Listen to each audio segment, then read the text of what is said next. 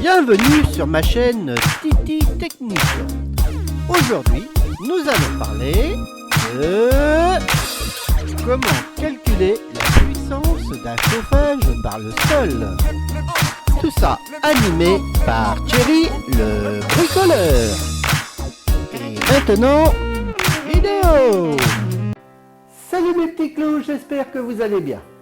Aujourd'hui, une nouvelle vidéo, je vais vous parler encore de calcul de puissance, mais je vais vous parler de calcul de puissance d'un plancher chauffant.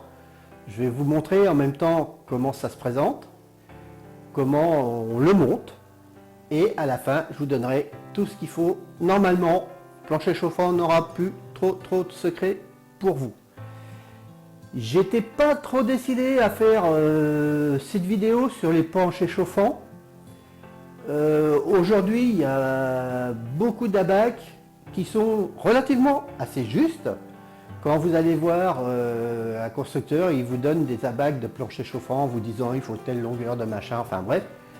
Les calculs sont pas mal. Si je vous ai fait aujourd'hui cette petite vidéo, c'est pour vous montrer déjà que beaucoup de gens sur les calculs de puissance venaient vous parler de mètres carrés alors qu'on travaille dans le chauffage en mètres cubes sur des volumes. Et j'ai entendu et j'ai vu pas mal de conneries aussi circuler concernant les planchers chauffants. Donc les planchers chauffants, eh ben, je vais vous montrer, c'est le seul moyen de chauffage que l'on calcule sur des mètres carrés. Ça, je vais vous le démontrer, je vais vous montrer tout ça. Allez, c'est parti, vidéo. Donc, comme d'habitude, j'ai préparé ma petite bafouille quand même, parce qu'on va rentrer un petit peu dans des formules. C'est pas des formules trop compliquées, mais vous allez voir. Donc, vieillesse oblige, on met les lunettes. Allez.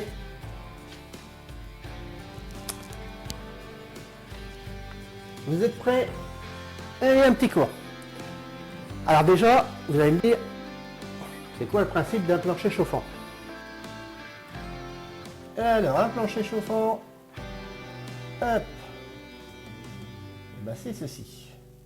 Ici, vous avez la terre, hein, où est posée votre maison. Hein. Un plancher chauffant, vous avez donc le sol, vous avez une couche d'isolation,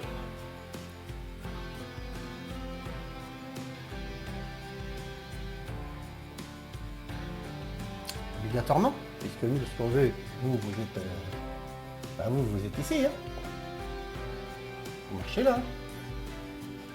Donc, ce qu'on veut, nous, quand on va chauffer, on ne veut pas aller chauffer le sol, bien sûr. Donc, vous avez une couche d'isolation obligatoire. Après, vous avez tout un tas de tuyaux qui se promènent. Dans quoi vous allez faire circuler de l'eau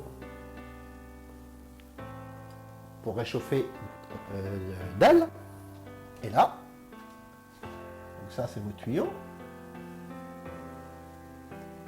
Et là vous avez votre dalle. Alors on va dire votre dalle en béton.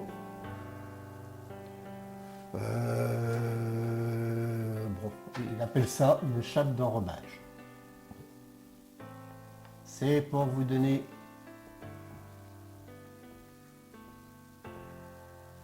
voilà. Voilà ce qu'est qu'un plancher chauffant, c'est-à-dire que là vous faites circuler de l'eau ici dans vos tuyaux qui vous chauffe ici le béton.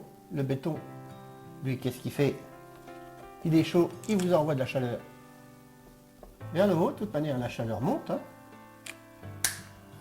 Mais ce qu'on ne veut pas s'échauffer ici, donc ici vous avez une épaisseur d'isolation. Comment se présente un plancher chauffant? Alors, vous avez un petit truc ici qui peut varier. C'est qu'ici, vous pouvez mettre des résistances électriques.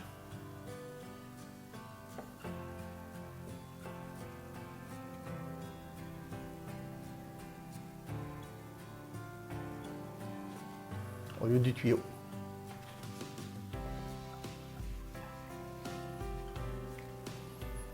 Résistance électrique, c'est quoi? C'est c'est un fil qui a une certaine résistance. Hein, c'est gros, comment vous dire, c'est gros, gros comme un stylo, moins gros qu'un marqueur, gros comme un stylo. Et c'est pareil, hein, vous alignez ça, pareil, et vous branchez le 220 dessus, et quand vous avez branché le 220, et ben, avec la résistance, ça chauffe, et ça vous chauffe votre béton. Alors, deux inconvénients à ça. Déjà, c'est que c'est des bouffes budget. Ça consomme énormément, parce que vous faites du tout ou rien, vous n'avez pas de régulation.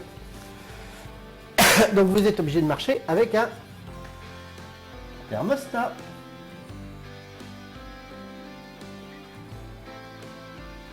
Donc là vous faites du tout ou rien. J'allume, j'éteins, j'allume, j'éteins, j'allume, j'éteins. Donc si vous avez une résistance électrique qui fait, on va dire par exemple 3000 watts, vous allumez 3000 watts, vous éteignez, vous allumez 3000 watts, vous éteignez. Avec l'eau, vous faites de la régulation. J'ai une vidéo de sortie hein, sur les régulations, allez voir. Donc là, en l'eau, vous faites de la régulation et c'est complètement différent. Donc, c'est inconfortable, ça consomme énormément. Donc, quand vous... Et puis l'inconvénient, c'est que le jour où vous pétez une résistance, vous ne savez pas où elle est placée. Hein. Donc c'est mort. Sur un tuyau d'eau, à la rigueur, par sondage, vous arrivez à retrouver où est votre fuite. Vous pouvez à la rigueur préparer une fuite sur un panneau à eau. Hein. Sur l'électrique, votre résistance électrique elle est morte.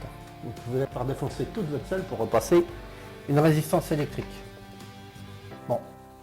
Si vous voulez calculer la puissance, vous amusez, c'est simple.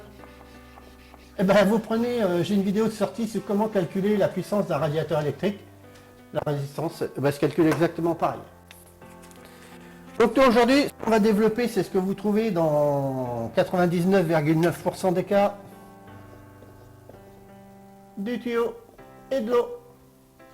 Voilà. Voilà le principe. Comment on vous le met? Alors, hop. Bon, c'était juste pour vous faire un petit schéma. Alors maintenant, vous allez me dire, avant de calculer, avant de rentrer dans le calcul de puissance, puisque nous n'oublions pas, on est toujours dans le cours de... Oh, dans le cours. Que je parle bien maintenant. Calcul de puissance. Hein.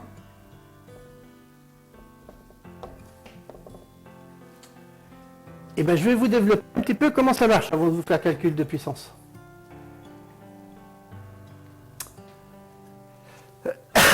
Alors, on a vu, enfin, on sait que dans un plancher chauffant, c'est un tuyau.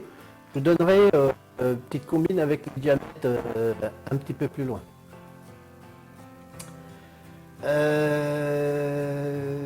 Donc, vous avez deux sortes de choses. Vous avez ce qu'on appelle le pas de pause et le pas de bord. Je vous développe tout ça.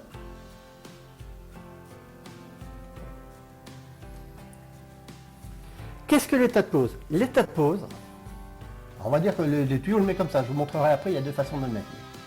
L'état de pause, c'est quand vous mettez un tuyau dans votre dalle comme ça, par exemple. Si vous avez une dalle en béton qui fait ça, voilà. Hop, vous rentrez votre trou ici, vous faites ça. Voilà. Et bien l'état de pause, c'est l'écart que vous avez ici. Alors, bon, là, c'est pas très... Voilà. C'est l'écart entre chaque tuyau ici. Vous remarquez que j'ai pas été au bord. Hein. C'est-à-dire, normalement, vous avez le même écart entre là et là, entre là et là, entre là et là. Bon, c'est pas... bon, mon schéma n'est pas comme ça. Donc, c'est l'état de pause. C'est l'écartement entre chacun de vos tuyaux. On va prendre un exemple, on va dire, par exemple ici, 10 cm. Je vous donnerai les normes après. Hein. Donc on va dire ici que j'ai un état de pause de 10 cm, c'est-à-dire que je rentre ici, j'ai 10 cm. Et l'état de bord, le pas de bord, le pas de bord, comme porte son nom, voilà, je vais faire un peu plus, hop, voilà. Et bien le pas de bord, c'est ça, cette distance-là. la distance que vous avez entre, ici c'est un mur, puisque là vous êtes dans une pièce, hein. Donc tout ça c'est un mur, hein. Entre le bord du mur et votre premier tuyau. Donc le pas de bord et de l'écart entre le mur et le tuyau le plus proche, hein. Alors que là, c'est juste l'écart entre les tuyaux. Voilà.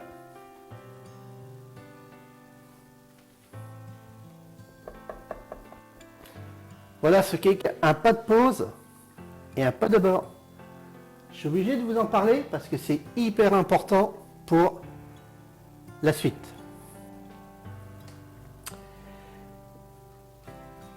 Donc après, quelles sont les différentes façons de les poser? On dit que ça, c'est des surfaces au sol, hein. C'est des mètres carrés, tout ça, c'est des surfaces. On est bien d'accord. Alors, vous avez deux façons de les poser. Vous avez la façon escargot et vous avez la façon serpentin.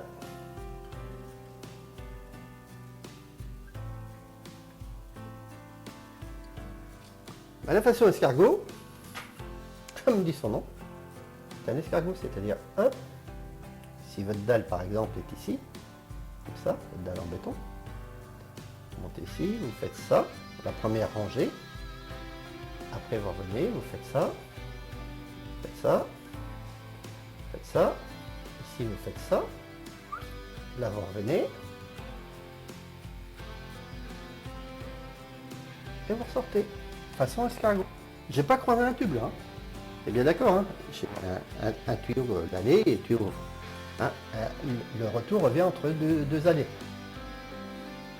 Et vous avez la mode serpentin. Ben, la mode serpentin, si votre dalle en béton n'est pas comme ça, bien évidemment, c'est ce que je vous ai montré tout à l'heure, vous faites ça. Hop. Et vous revenez. Les deux façons de mettre vos tuyaux au sol. Alors vous allez me dire, c'est quoi la différence entre les deux? Alors ça, il y a... Ça peut se discuter. Hein. Là, voilà, tout ce qui peut se discuter, là-dessus, je suis ouvert. Hein. L'avantage de celui-là, c'est qu'il prend bien toute la pièce.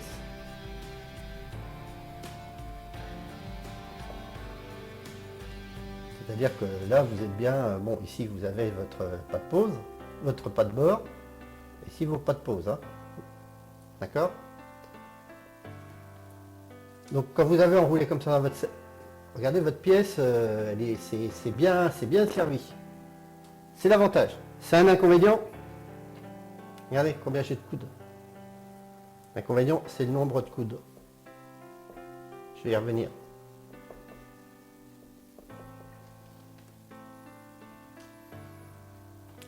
L'avantage de ce qui devient un inconvénient, c'est que ça prend moins bien la pièce.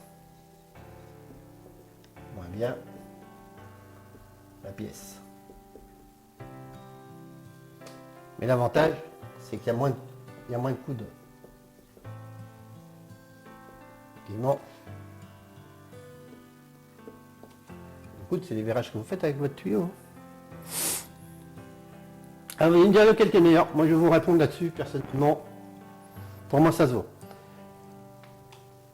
Pour que les gens choisissent ça, l'avantage, c'est comme vous avez moins de courbes ici, votre eau qui circule, vous avez moins de perte de charge. C'est-à-dire que votre pompe a moins de coudes à pousser. Donc, c'est plus facile de circuler dans celui-là que dans celui-là. Mais que vous avez, le confort sera meilleur sur celui-là. Donc ça, c'est un choix. Moi là-dessus, qu'un constructeur vous dise, moi je veux un escargot, moi je veux un serpentin, pour moi c'est la même chose. Donc le choix Ah, tout à chacun. Donc, rappelez-vous, sur du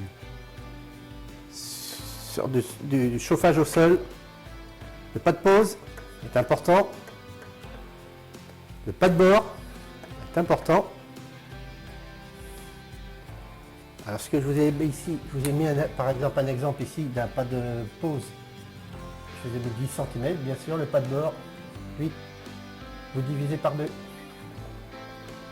C'est-à-dire que quand vous avez un pas de pause de 10 cm, vous avez un pas de... Si je mets 10 cm ici, ça j'ai oublié de vous en parler, je mets 5 cm ici. Voilà.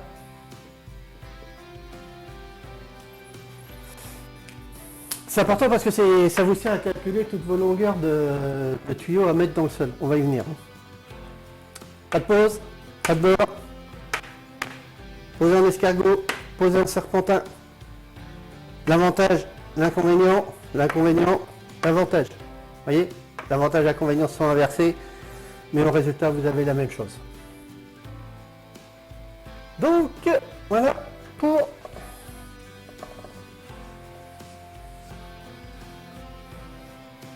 au serpentin.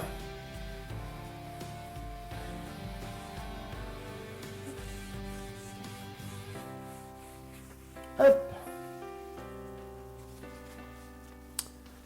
Alors maintenant, on va venir dans les puissances. Donc, vous imaginez bien, alors le diamètre du tuyau, je vous les donnerai à la fin. Donc, revenons dans nos puissances.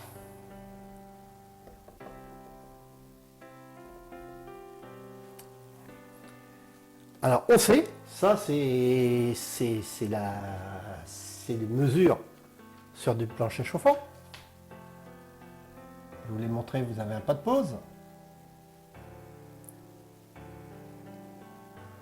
de 10 cm. Tout à l'heure, je vous ai montré 10. Vous pouvez le faire de 15.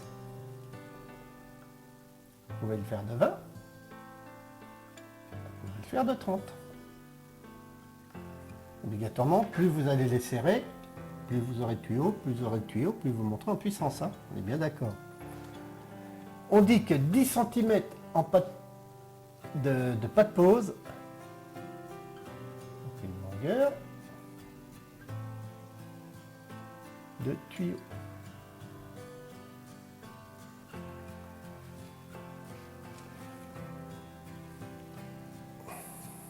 Au mètre carré.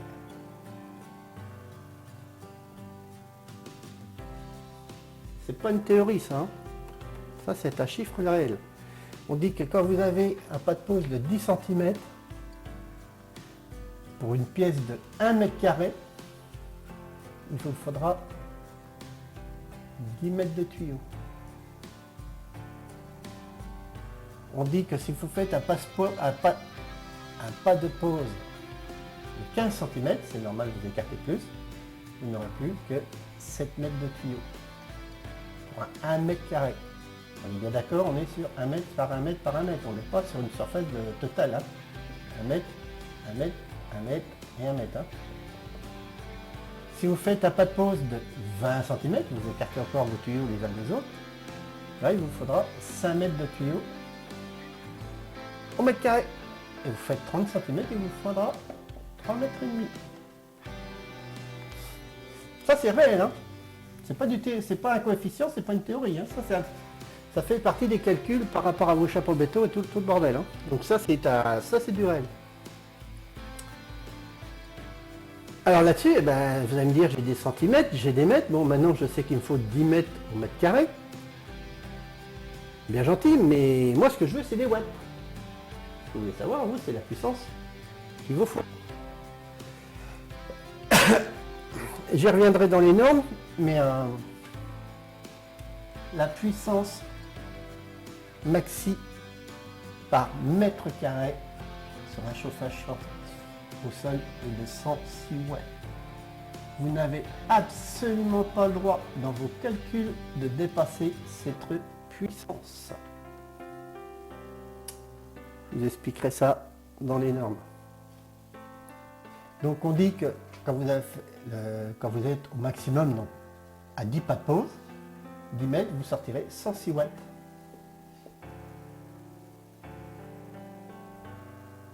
au mètre carré. On est bien d'accord. 15 cm, il vous faut 15 cm de pas de pose, il vous faudra 7 mètres de tuyau dans un mètre carré et vous sortirez environ, j'arrondis hein, par contre parce que les petits chiffres ils sont gentils. Hein.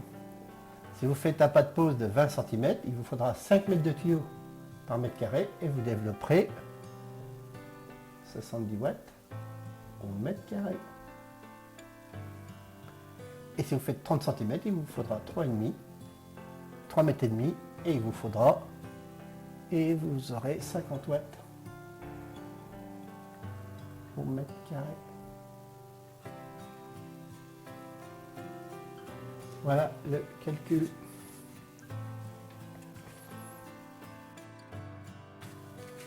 Je dis et je le répète, c'est pas une théorie, c'est une norme. On aime bien. Ben, depuis que je vous fais des vidéos, je vous chante que le chauffage, ça se calcule sur des mètres cubes. Et ben non, la seule chose, et c'est là que les gens sont tellement habitués maintenant, les mecs qui vous font du chauffage, à travailler sur du panneau de sol, ne savent plus la différence entre un mètre cube et un mètre carré. C'est le seul endroit où vous calculerez vos puissances sur des mètres carrés. Et oui, n'oubliez pas que votre radiateur, c'est votre dalle en béton, c'est votre pièce.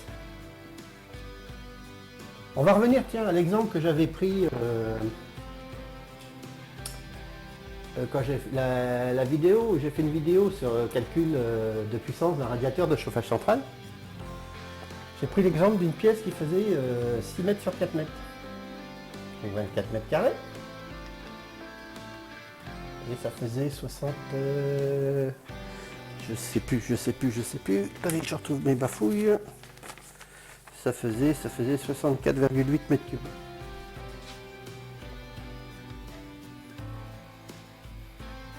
Carré. Multiplié par 2,70 de hauteur. D'accord? On précise 24 multiplié par 2, 64,8.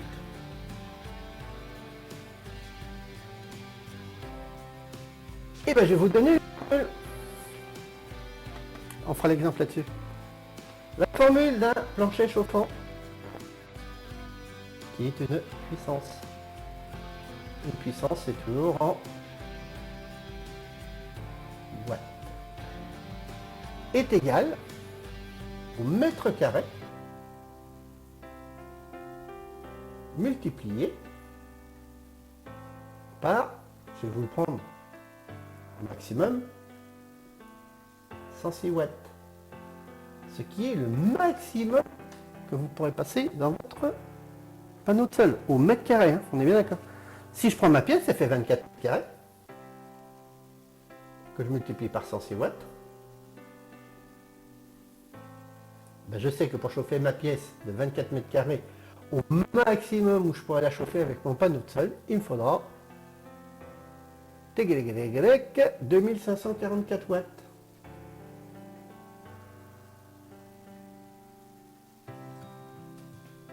J'ai un compte Hotmail qui se trouve dans la description.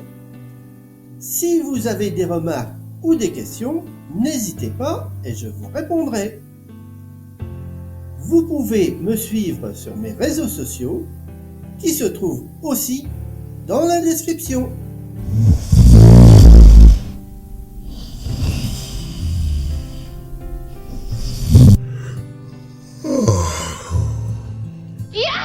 Yes!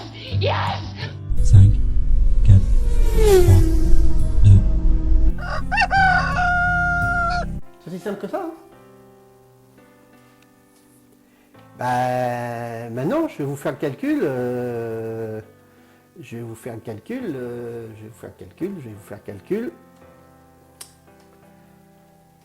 Un pas de pause de 15.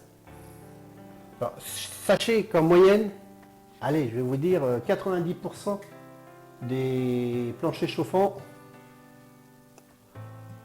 sont sur des pas de pause de 15 cm. Hein. Ben, je vais vous prendre ma petite pièce là de 24 mètres carrés de 4 mètres par 6 mètres. donc ma puissance, est égale à mes mètres carrés, donc ça ne varie pas, multiplié par la puissance de mon pas de pause, c'est-à-dire que je sais que j'ai 24 mètres carrés, donc il me faut 90 watts au mètre carré, je vais multiplier par 90. C'est égal à 2160.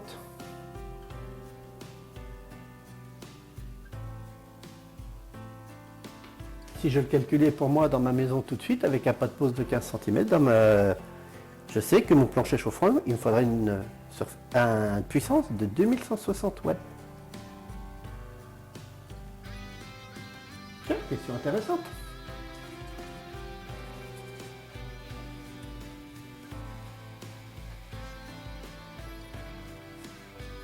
La vidéo que je vous ai faite sur un radiateur chauffage central.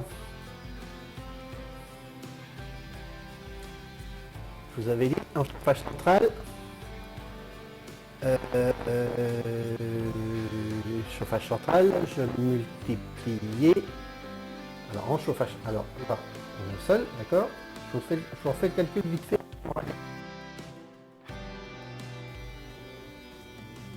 P est égal, alors à mon, donc là on calculait en volume, bien d'accord, 64,8 multiplié par la puissance qui était donnée par ma zone, donc cette zone était à 35 watts mètre cube, égale 2268. Ouais.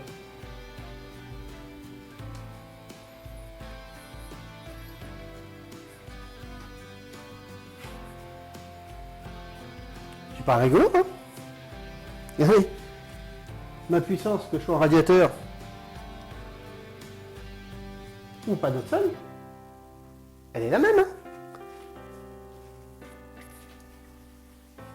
Allez, je vais vous faire un petit truc, expliquer un petit truc. Je prends une maison.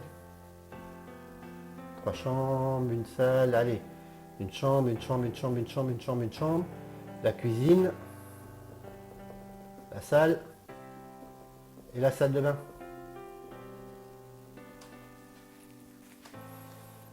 Si je vous dis par exemple, il faut, un pavillon, ça fait pas ce qu'il faut, hein. 12 kW pour le chauffer en radiateur, il vous faudra, si vous passez tout en plancher chauffant, il vous faudra 12 kW pour chauffer votre maison en plancher chauffant. Ça, ce que votre maison consomme, c'est invariable. Votre maison, elle a une certaine isolation, elle a certaines déperditions, vous avez une façon de vivre, une façon de la chauffer, ça c'est invariable. Alors vous allez me dire, pourquoi je fais des économies en plancher chauffant? Vous avez vu, hein, on tombe à peu près dans le même calcul. Hein.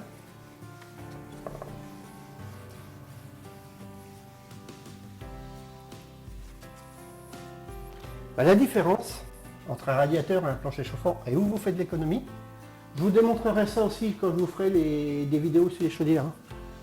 C'est qu'un radiateur, on va avoir sa puissance max. Vous allez le chauffer à 60 degrés.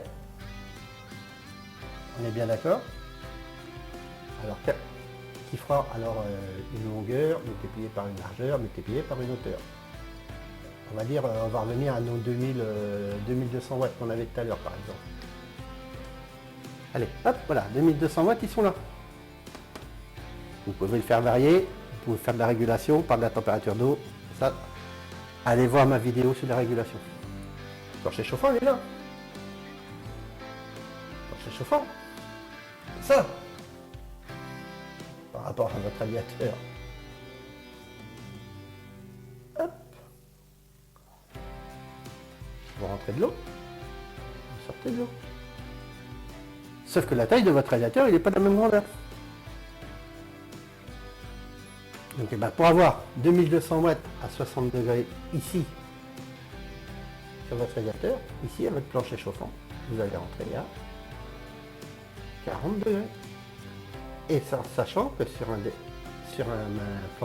plancher chauffant, vous avez un delta T de 20, alors que sur un radiateur, vous avez un delta T de 10. C'est la théorie. Hein. Un radiateur avec un delta T de 10, c'est déjà beaucoup. Tout simplement, vous avez la même. Là, vous avez 2200 watts. Et là, vous avez 2200 watts. Et où la différence? Elle va être petite. Hein,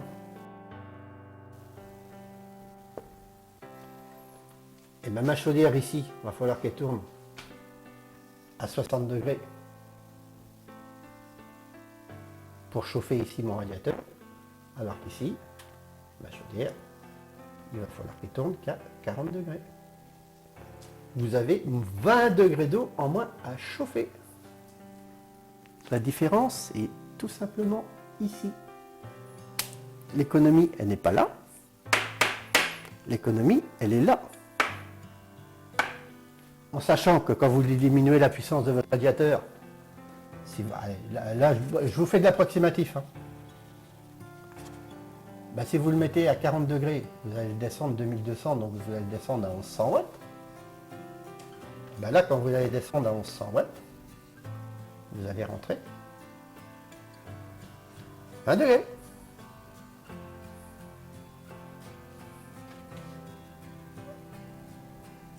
Pour 100 watts. Alors là, vous faites de la régulation d'eau. Hein. C'est un truc qui est rectiligne. Je vous dis, allez voir ma...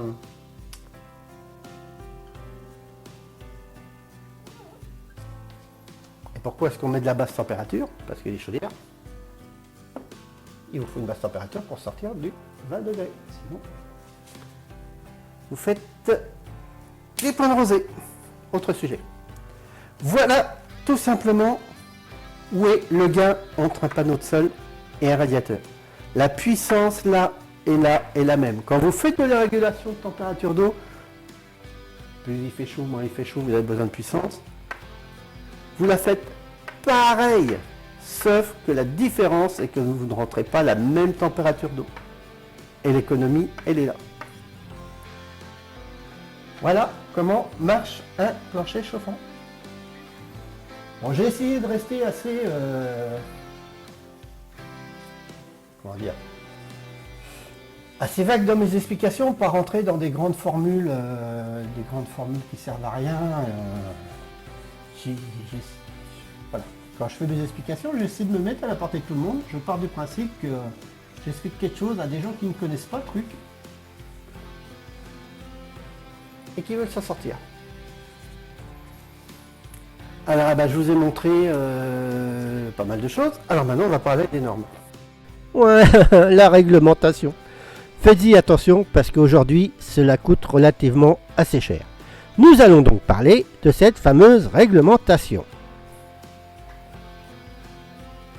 Bah oui, parce que sur le chauffage central, sur un radiateur, vous n'avez pas trop de normes. Sur des panneaux de sol, vous en avez. Donc, je vous ai parlé tout à l'heure d'un maximum de 106 watts par mètre carré. Attention à ça.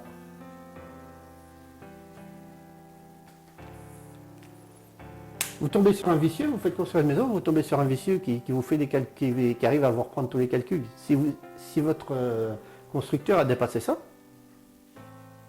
il vous le valide pas. Hein. C'est clair. Hein. Alors, à quoi correspondent ces 106 watts par mètre carré? Bon, alors, max, toujours le maxi, de température d'eau que vous pouvez mettre dans un plancher chauffant est de 50 degrés. Alors là, par contre, moi, on m'a appris à travailler en température max à 45. Mais bon, on dit qu'une température d'eau à 50 degrés vous mettra votre dalle en béton à peu près à 28 degrés. Si vous passez de l'eau à 50 degrés, vous aurez 28 degrés. Bon. C'est ce qui sort dans les normes. Donc 50 degrés, c'est la température d'eau, bien entendu. 28, si vous posez un thermomètre au sol, température du sol. On sait que la température de la peau, de l'homme, est d'environ 31 degrés.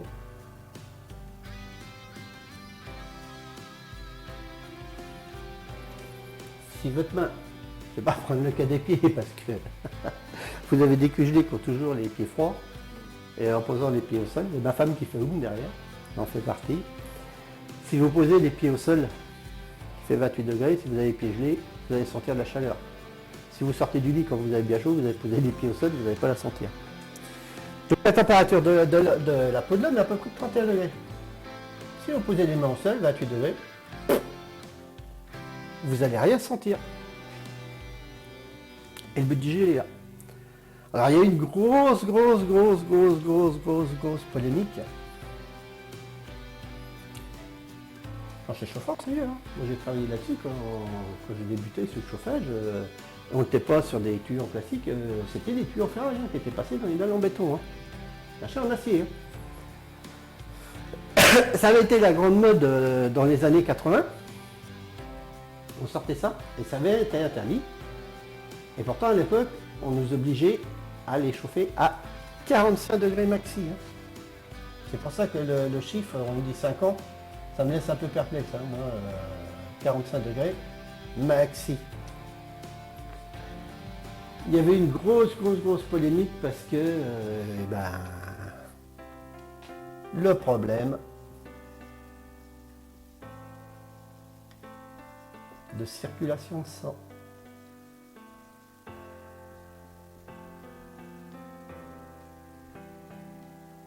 Tout simplement.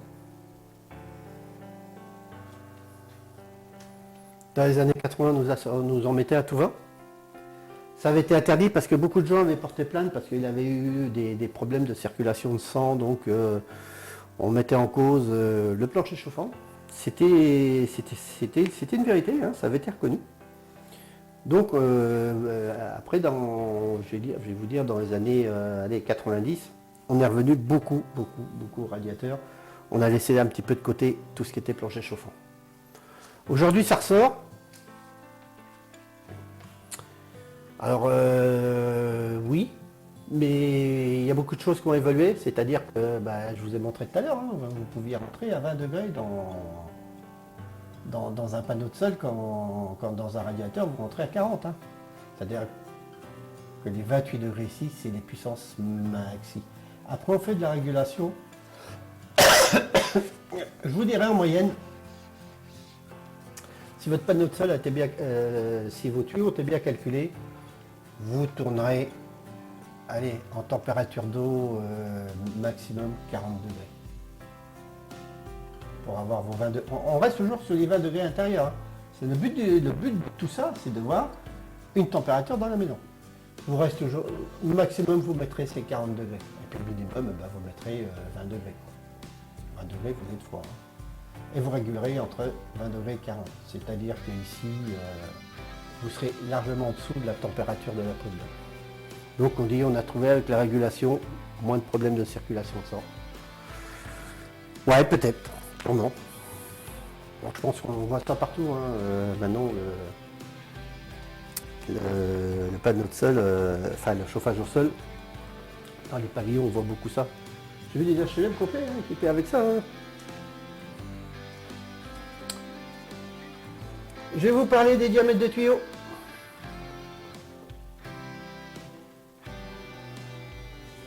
Attendez, il faut que je retrouve ma petite bafouille. Normalement, c'est toujours les mêmes. C'est du...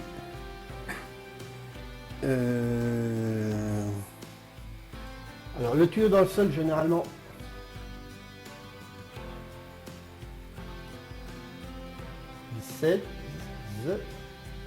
en PE, en plastique. Et le tuyau qui va de votre nourrice à votre chaudière, lui étant, ça doit être 16-20 je crois, de mémoire. En PE. Attention au PE. C'est un truc bien spécifique. Ce n'est pas le même tuyau que votre tuyau d'eau froide de votre maison. C'est un tuyau déjà qui ne laisse pas passer l'oxygène.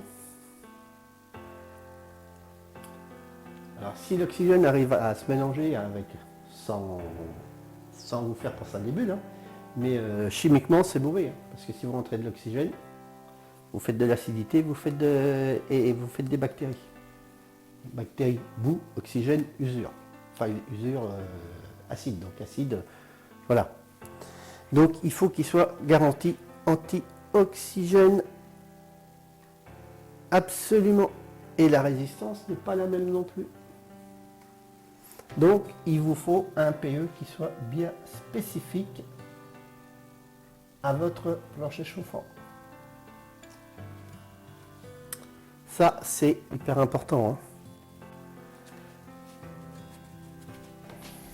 Puisqu'on est revenu dans l'histoire des PE, puisqu'on a passé, je vais vous faire un petit aparté d'un petit peu, vous montrer après comment ça se présente. On va pas dire que notre plancher chauffant est comme ça. En 10-16. Donc vous en avez plusieurs. Vous mettez ce qu'on appelle une nourrice. Avec une vanne ici. Bien souvent vous avez une petite bouteille de purge qui est ici. Comme ça. Et vous amenez, hop, lui ici, lui ici. On va dire que ça c'est le départ et ça le retour. Et après vous allez là à votre marmite, hein. Et puis à fur et à mesure que vous avez des planchers chauffants, vous les ramenez là, hein. On est bien d'accord. Et vous avez bien souvent des vannes, bon c'est des trucs que vous trouvez dans les placards, hein, donc c'est pareil, vous êtes autorisé à tant de longueur par panneau maxi, donc plus votre pièce se revende, plus vous serez obligé de faire des petits trucs comme ça. Vous ne pouvez pas faire des toutes grandes pièces d'un seul coup, vous êtes obligé de diviser. Donc des fois pour la même pièce, vous pouvez avoir deux ou trois, par exemple on va en avoir un autre qui soit là comme ça, voilà, on a pris là, donc on va ici, et encore un troisième qui sera là ici comme ça dans votre pièce et là qui reviendra là, quoi. Hein, pour obtenir votre puissance. Donc là vous êtes en 10-16, là vous êtes en 16-20, et puis là vous avez votre pompe de votre chaudière, hein, qui vous pousse dans votre installation, tout simplement. Moi je vous ai parlé d'oxygène et de bactéries. Je vous ferai sûrement, je l'ai noté dans la liste, une petite formation sur les traitements d'eau, parce que c'est du traitement d'eau après, hein, c'est de la qualité d'eau.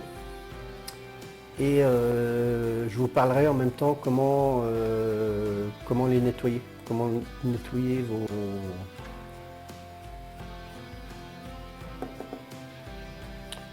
Bon, il y a des traitements d'eau, hein. Normalement vous traitez votre eau pour éviter aussi, bon, votre tuyau étant anti-oxygène, antibactérien, mais vous mettez normalement des produits aussi pour traiter, pour éviter d'avoir les boues. Votre pire ennemi, c'est les boues, hein, c'est les bactéries qui vous font des boues et qui se mettent dedans. Je vous expliquerai ça sur les traitements d'eau. Voilà. Donc en gros, voilà comment marche.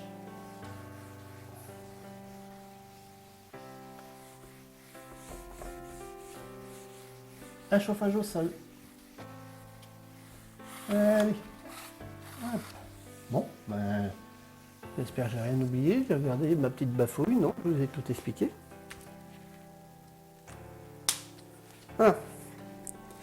Bon, je vous ai démontré qu'un volume à chauffer, que ce soit par radiateur ou chauffage au sol, reste un volume. Je vous ai démontré, même si je le chante haut et fort, un calcul, toutes les bases de calcul de chauffage sont en mètres cubes, pas en mètres carrés, sauf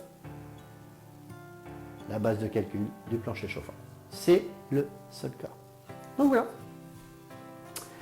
Et ben, je pense qu'on va être arrivé au bout de cette petite vidéo. J'espère que vous avez tout compris, que ça a été clair. N'oubliez pas, hein, si vous avez des questions, vous avez toujours dans la description sous ma vidéo, vous aurez mon compte Outlook. N'hésitez pas à venir me parler. Hein. Beaucoup de gens aujourd'hui me posent des questions via ma boîte mail. C'est beaucoup plus facile que sur TikTok ou Insta ou Facebook. Les réseaux sociaux sont, je vous dirais, une pub, hein, entre guillemets une pub, pour me ramener des abonnés, ramener des gens sur ma chaîne. La boîte mail me sert beaucoup à discuter. J'espère, j'ai un informaticien qui doit me monter carrément un compte pour moi, un compte web. Et on a vu ça ensemble et on pourra même discuter en vidéo tout ça. Mais bon, ça c'est un projet pour l'année prochaine, ça on verra ça. Donc, eh ben, n'hésitez pas à poser vos questions si vous n'avez pas compris. Si vous avez que mes chiffres sont des chiffres réels, c'est pas, je pars pas sur des théories, hein, je pars sur du réel. Hein. C'est le bas à bas du petit chauffagiste. Hein, c'est, vous savez, les petits bouquins jaunes qu'on vous vend sur les trucs là. C'est exactement comme ça que ça se fait, que ça se calcule. Bon, je schématise, j'ai un petit peu élargi, mais voilà. Et bien cette vidéo va toucher à sa fin. N'oubliez pas, mettez-moi un petit pouce bleu. Si la vidéo vous a plu, n'hésitez pas à vous abonner. Vous avez encore des vidéos qui vont sortir concernant les réseaux de chauffage. Donc ça devra sortir relativement assez vite. Hein. Je vais essayer de faire un gros coup sur le chauffage. Donc n'hésitez pas à me poser vos questions. Voilà. Et en attendant, je vous dis à bientôt mes petits clous pour dans une prochaine vidéo. Au revoir. Alors c'est pas fini, car il reste encore deux petites choses. Si vous avez aimé cette vidéo, alors mettez un petit pouce bleu. Et si vous êtes fan, n'hésitez pas à vous abonner. Ceci est vraiment la fin de la vidéo. J'espère qu'elle vous aura plu et qu'elle vous aura aidé. Et je vous dis à bientôt mes petits clous pour dans une prochaine vidéo.